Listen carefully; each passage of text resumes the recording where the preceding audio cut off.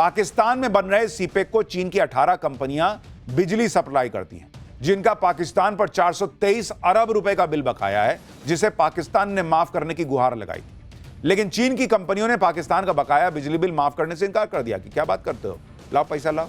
साथ ही late surcharge जो लगाया था वो भी माफ करने से मना कर दिया।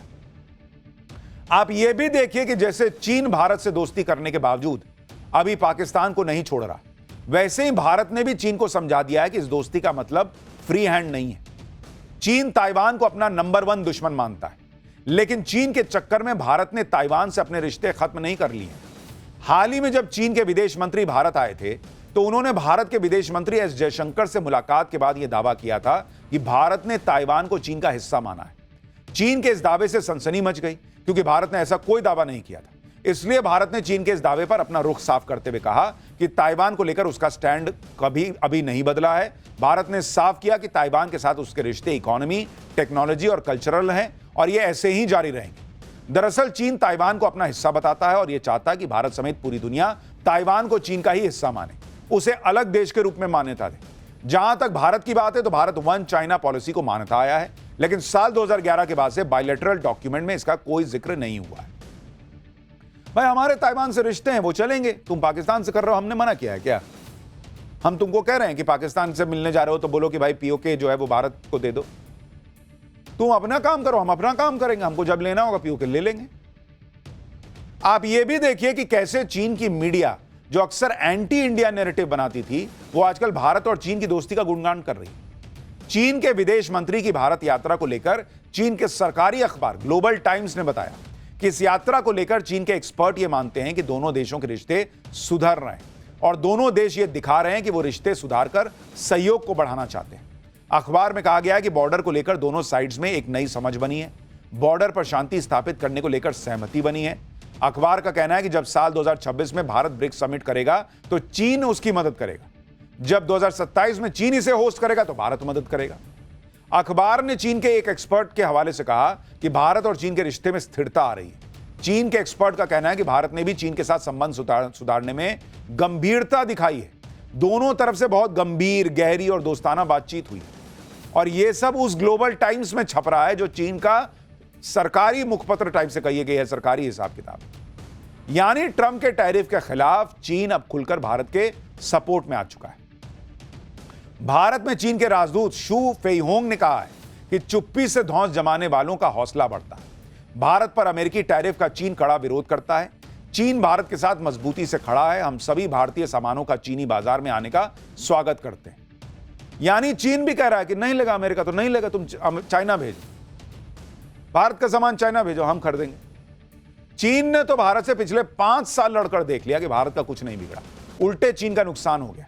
अब इसी तरह से ट्रंप भारत से भिड़ रहे हैं और इसमें भी नुकसान अमेरिका का ही होगा, भारत का कुछ नहीं बिगड़ेगा। यह बात अमेरिका के अंदर अब बहुत सारे लोग कहने लगे। भारत पर ट्रंप की टैरिफ पॉलिसी की जबरदस्त खिंचाई हो रही। ट्रंप भारत पर टैरिफ लगाकर सोच रहे थे कि भारत और रूस की दोस्ती तोड़वा दूंगा, हो गया उल्टा। उनके चक्कर में एक नई दोस्ती क्रिएट हो गई भारत और चीन की। यही वजह है कि अब ट्रंप की आलोचना तेज हो गई। यूएन में अमेरिका की पूर्व राजदूत और अमेरिका की दिग्गज नेता रही निक्की हेली ने न्यूज वीक में लिखे अपने एक लेख का शीर्षक दिया, to counter China rebuild US India relationship. Donald Trump सरकार की विदेश नीति के 2 प्रमुख लक्ष्य, चीन को पछाड़ना और शक्ति के जरिए शांति हासिल करने में भारत अहम भूमिका निभा सकता है, ये वो लिख रही हैं। बावजूद इसके हालिया घटनाक्रमों ने अमेरिका भारत रिश्तों में तनाव बढ़ा दिया है। निक्की हेली ने कहा कि विशेषज्ञों का मानना है कि भारत को चीन की तरह विरोधी मानना एक बड़ी भूल होगी। भारत को दंडित करना अमेरिका की एशिया रणनीति को कमजोर कर सकता है। निक्की हेली ने ट्रंप को समझाया कि भाई बहुत बड़ी गलती कर रहे हो। उन्होंने तर्क दिया कि भारत सबसे ज्यादा जनसंख्या वाला देश है, यंग वर्कफोर्स है, जबकि चीन की आबादी तेजी से बूढ़ी हो रही है। भारत दुनिया की सबसे तेजी से बढ़ती अर्थव्यवस्था है।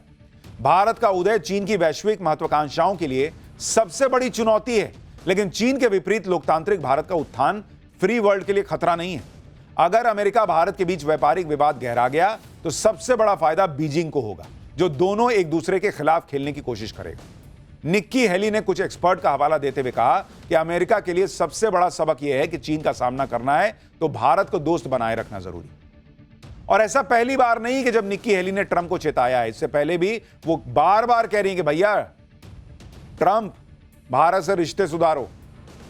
ट्रंप की नीतियों को सिर्फ निक्की हेली ही गलत नहीं बता रही, ट्रंप के करीबी रहे लोग भी उनकी खुलकर आलोचना कर रहे हैं। ट्रंप के पहले कार्यकाल में अमेरिका के एनएसए रहे जॉन बोल्टन तो भारत के प्रति ट्रंप के रवैये से इतना नाराज हो गए कि उन्होंने कह दिया कि ट्रंप राष्ट्रपति बनने के काबिल ही नहीं है। ऐसा लग रहा है कि अमेरिका में ट्रंप के खिलाफ बोलने वालों की बाढ़ आ गई। अमेरिका में आर्थिक मामलों के जानकार भी ट्रंप की टैरिफ नीति की आलोचना कर रहे हैं। अमेरिकी अर्थशास्त्री जेफरी सैश ने ट्रंप टैरिफ को अमेरिकी इतिहास का सबसे मूर्खतापूर्ण कदम करार दिया। अर्थशास्त्री जेफरी सैक्स ने ट्रंप प्रशासन की तरफ से भारत पर 25% का एक्स्ट्रा टैरिफ लगाने के फैसले को गलत बताया। उन्होंने कहा कि यह कदम खुद अमेरिका को पर उल्टा पड़ने वाला है, क्योंकि इसने रातों रात ब्रिक्स समूह के देशों को अभूतपूर्व रूप से एकजुट कर दिया है। जेफरी ने कहा कि ट्रंप ने खुद ही ब्रिक्स को एक तरह से जीत दिलाने का काम किया। अर्थशास्त्री जेफरी के मुताबिक अमेरिकी राष्ट्रपति ने अपने हालिया फैसलों के चलते भारत का भरोसा तोड़ दिया है। उन्होंने कहा कि इसका परिणाम रणनीतिक और दीर्घकालिक है।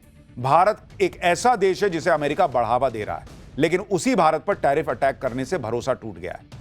जेफरी ने आगे कहा कि अब भले ही यूएस प्रेसिडेंट टैरिफ को हटाने का फैसला क्यों ना कर दें, लेकिन भारतीयों ने एक सबक सीख लिया है कि आप अमेरिका पर भरोसा नहीं कर सकते। यानी अमेरिका में नेता हैं, सिक्योरिटी एक्सपर्ट हैं, आर्थिक मामलों के जानकार हैं, सब भारत पर टैरिफ लगाए जाने के मामले में ट्रंप को रगड़े बैठे कि भाई क्या ही आदमी हो। लोग कह रहे मूर्ख जैसा काम कर दियो भाई, मूर्खतापूर्ण फैसला बता रहे हैं। अमेरिका में ट्रंप की इतनी आलोचना इस वजह से भी हो रही क्योंकि ट्रंप के टैरिफ के चक्कर में अमेरिका की जनता पिस रही है। अमेरिका की इकोनॉमी की बैंड बज रही है, यहां तक कि अमेरिका में कंपनियां दिवालिया हो रही। खबर है कि इस साल अमेरिका में अब तक 446 बड़ी कंपनियां दिवालिया हो चुकी हैं। यह 2020 में कोरोना काल के आंकड़े से 12% ज्यादा है। केवल जुलाई में ही 71 बड़ी कंपनियां दिवालिया हुई अमेरिका में, जो जुलाई 2020 के बाद किसी एक महीने में दिवालिया होने वाली कंपनियों की सबसे बड़ी संख्या है। इन कंपनियों के दिवालिया होने के पीछे एक वजह ट्रंप की टैरिफ नीतियां बताई जा रही। यानी अमेरिका बाप बाप कर रहा है, लेकिन ट्रंप समझने को तैयार नहीं। उनको लग रहा है मैं कुछ भी करूंगा हो जाएगा सब मामला। ट्रंप को झटके पे झटके लग रहे हैं। वो भारत रूस की दोस्ती तोड़वा रहे थे, वो तो हुआ नहीं। वो अमेरिकी कंपनियों पर दबाव डाल रहे थे कि भारत में जाके प्रोडक्शन ना बढ़ाओ, वो दाव भी बेअसर साबित हो रहा है। जैसे ट्रंप आईफोन बनाने वाली कंपनी एप्पल को धमका नहीं रहे थे, भारत में जाकर प्रोडक्शन मत करो नहीं तो ये कर दूंगा वो कर दूंगा, लेकिन ट्रंप की धमकी काम नहीं आई। ऐसी रिपोर्ट है कि एप्पल आईफोन 17 के सभी मॉडल भारत में बनाएगा और उसे अमेरिका में निर्यात करेगा। यानी ट्रंप का टैरिफ लगाना भी काम नहीं आया। अमेरिकी कंपनियां भारत में निवेश से पीछे नहीं हट रही। और हमने आपको पाठशाला में दिखाया था कि अगर एप्पल भारत में सारे आईफोन बना भी लेगी और अमेरिका निर्यात करेगी और कुछ एक्स्ट्रा टैक्स भी देगा, तब भी मोटा मुनाफा कमाएगी अमेरिका में बनाने के बनस्पत। तो वही एप्पल को दिख रहा है, उसने कहा हम पूरा आईफोन 17 भारत में बनाएंगे। और ये चीन के लिए भी झटका है, वहां भी नहीं बना रहा है, भारत में बना रहे हैं। फिर भी चीन दोस्ती कर रहा है। ट्रंप को समझ में नहीं आ रहा। ट्रंप सोच रहे थे कि वो भारत और रूस की दोस्ती तोड़वा देंगे, लेकिन जब से ट्रंप ने भारत पर टैरिफ लगाया, भारत और रूस की दोस्ती और ज्यादा गहरी होती जा रही है। आप देखिए कि एनएसए अजीत डोभाल के बाद अब विदेश मंत्री एस जयशंकर 3 दिन की यात्रा पर रूस पहुंचे हैं। एस जयशंकर ने मॉस्को में आज राष्ट्रपति व्लादिमीर पुतिन से मुलाकात की है। ये उसकी तस्वीरें हैं। पुतिन मुस्कुराते हुए हॉल में आए और जयशंकर को देखते ही हाथ मिलाया। इसी महीने की शुरुआत में एनएसए अजीत डोभाल भी पुतिन से मिले थे और पीएम मोदी से भी पुतिन 2 बार फोन पर बातचीत कर चुके हैं। और अब एस जयशंकर रूस पहुंचे हैं, जहां आज उन्होंने रूस के विदेश मंत्री सरगेई लावरोव से लंबी मीटिंग की। इसमें दोनों देशों के बीच रिश्ते मजबूत करने को लेकर बात हुई। मुलाकात के बाद एस जयशंकर ने टैरिफ को लेकर अमेरिका को जमकर सुना दिया। जयशंकर ने कहा कि भारत रूस के तेल का सबसे बड़ा खरीदार नहीं है, चीन है। भारत रूस से सबसे ज्यादा गैस निर्यात करने वाला देश भी नहीं है, वो यूरोपीय यूनियन है। जयशंकर ने कहा कि कुछ साल पहले तक खुद अमेरिका भारत को रूस से तेल खरीद बढ़ाने के लिए बातें बोलता था। जयशंकर ने कहा कि भारत अमेरिका से भी तेल खरीदता है और इसकी मात्रा भी बढ़ी है। तो अमेरिका का डबल स्टैंडर्ड भी खोल के रख दिया है जयशंकर। मोदी और पुतिन की जोड़ी ट्रंप के टैरिफ बम का दम निकालने का काम कर रही है। आप देखिए कि रूस ने कह दिया है कि अमेरिका नहीं खरीदेगा तो रूस भारत से सामान खरीदेगा। भारत ने कह दिया कि वो रूस से तेल लेना बंद नहीं करेगा।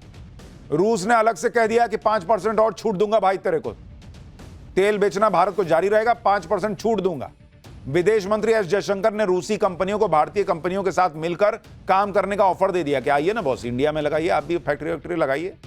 रूस तो यह भी कह रहा है कि वो भारत के स्वदेशी एयर डिफेंस सिस्टम सुदर्शन चक्र में भी पार्टनरशिप करने को तैयार है। मतलब ट्रंप को ढेले भर का भाव नहीं मिल रहा है, ढेले भर का।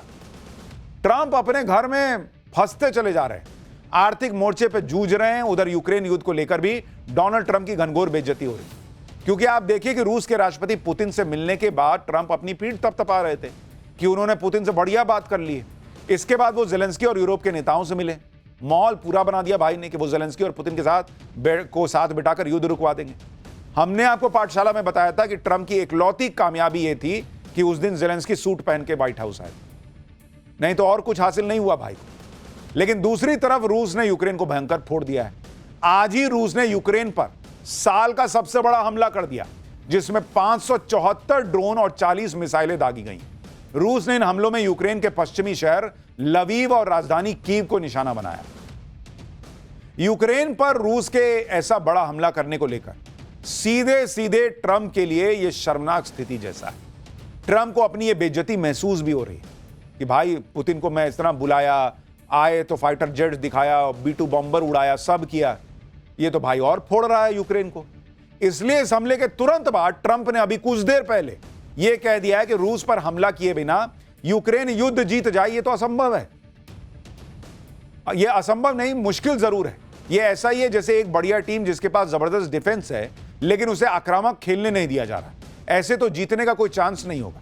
ट्रंप ने कहा कि अयोग्य बाइडेन ने यूक्रेन को पलटकर जवाब नहीं देने दिया और सिर्फ बचाव करने को कहा। ट्रंप ने कहा कि अगर वो राष्ट्रपति होते तो यह युद्ध होता ही नहीं, इसके 0 चांस होते। ट्रंप ने आगे कहा कि आगे बहुत कुछ दिलचस्प होने वाला है। यानी ट्रंप सब कुछ पहले ही सरकार पर डाल रहे हैं, पहले की सरकार पर, और कह रहे हैं कि अमेरिका में पहले की सरकार ने यूक्रेन को सिर्फ डिफेंस पर लगाए रखा, अटैक नहीं करने दिया, और बिना अटैक के युद्ध नहीं जीते जाते। अब कुछ इंटरेस्टिंग होगा, मतलब वो यूक्रेन को पंप करेंगे कि जाओ भिड़ो तुम रूस से। तो फिर कौन सा सीज फायर, कौन सा युद्ध रुकवाना, सब कबाड़ हो गया। इतना भारत से भी रिश्ते बिगाड़ लिए एक्स्ट्रा टैरिफ लगा के, और वहां रूस का युद्ध भी नहीं रुकवा पा रहे। और कह रहे हैं कि हम जो बाइडेन ने यूक्रेन को लड़ने नहीं दिया, लड़ने नहीं दिया, भर भर के तुम लोग हथियार देते रहे, पंप करते रहे कि जाओ मारो रूस के लोगों को। अब कह रहे हैं कि लड़ने ढंग से नहीं दिया। ट्रंप दलील दे रहे हैं कि यूक्रेन को अपना बचाव करने के लिए पूरा सपोर्ट दिया गया। यूक्रेन ने रूस के हमलों से खुद को बचाया भी, लेकिन पूर्व राष्ट्रपति जो बाइडेन ने यूक्रेन को अटैकिंग पोजीशन में आने नहीं दिया। अब ट्रंप का यह दावा भी आंकड़ों से मैच नहीं खाता, क्योंकि अगर यूक्रेन के डिफेंस सिस्टम इतना मजबूत होता तो इस युद्ध में यूक्रेन की ऐसी भीषण हालत नहीं होती। 2022 से अब तक यूक्रेन करीब 70,000 सैनिकों को गंवा चुका है, 1 लाख से ज्यादा घायल हुए हैं, जबकि यूक्रेन के पास सिर्फ 5 लाख ही एक्टिव सेना है। इसके अलावा यूक्रेन को करीब 15 लाख करोड़ का नुकसान हो चुका है, और हैरानी की बात यह है कि यूक्रेन की जीडीपी 16.5 लाख करोड़, जिसमें से अकेले हाउसिंग सेक्टर को 5 लाख करोड़ का नुकसान हुआ है। अगर यूक्रेन का डिफेंस इतना मजबूत अमेरिका ने बना दिया था जैसा ट्रंप दावा कर रहे हैं, तो यूक्रेन इतना नुकसान क्यों झेल रहा है? लेकिन जो भी हो, फिलहाल यह दिख रहा है कि ट्रंप अकेले पड़ते जा रहे हैं, छीछा लेदर हो रही है, बेइज्जती हो रही है, कोई सुन नहीं रहा है। भारत जैसे दोस्त से रिश्ते बिगाड़ लिए हैं, चीन और भारत पास आ रहे हैं, चीन पाकिस्तान के साथ भी दोस्ती निभा रहा है, भारत ताइवान के साथ निभा रहा है। बहुत कुछ जियोपॉलिटिक्स में हो रहा है, जिसके बारे में आज आपको बताना जरूरी था, इसलिए हमने बताया।